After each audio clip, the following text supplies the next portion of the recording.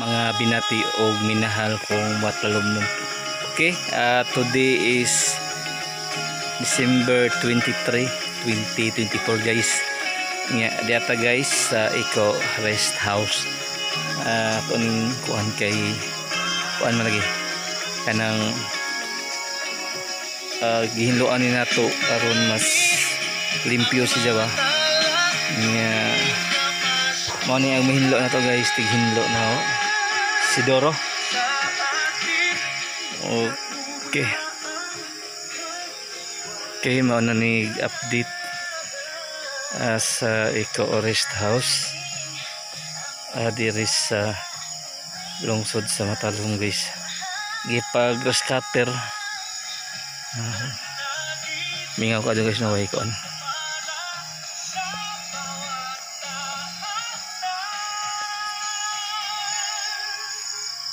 Okay, muna niya to ang Eco Rest House update diri sa lungsod sa Matalom guys. Di na to makita ng iyang pag-grass cutter kay gabi naman lagi mao nga kuan. Okay, mo ni update sa Eco Rest House diri sa lungsod sa Matalom.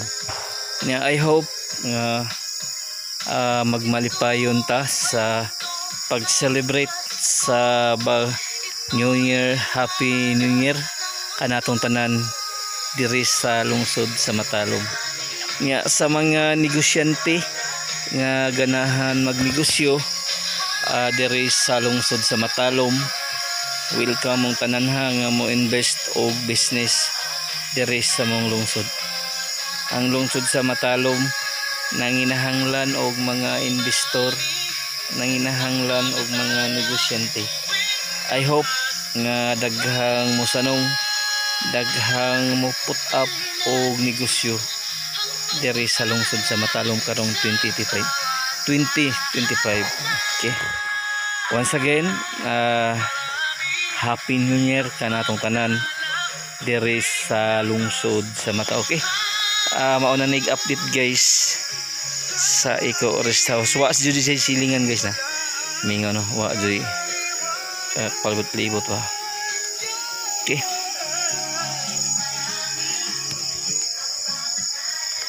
okay, mananig update sa Eco Rest House diri sa lungsod way.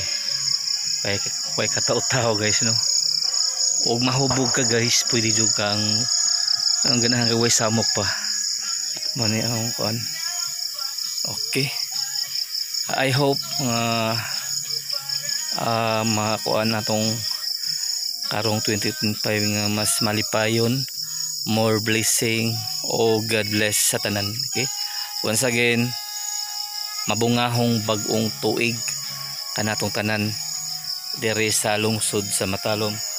Nya welcome to Eco Rest House diri sa lungsod sa Matalom, Leyte, Philippines. Okay, today is December 23, 2024. Eco PP tinudanay nga maserbisyo with a purpose alang sa kayuhan sa tanan ug kalambuan diri sa lungsod sa Matalom. Og welcome 2025 diri sa Eco Rest House diri sa lungsod sa Matalom.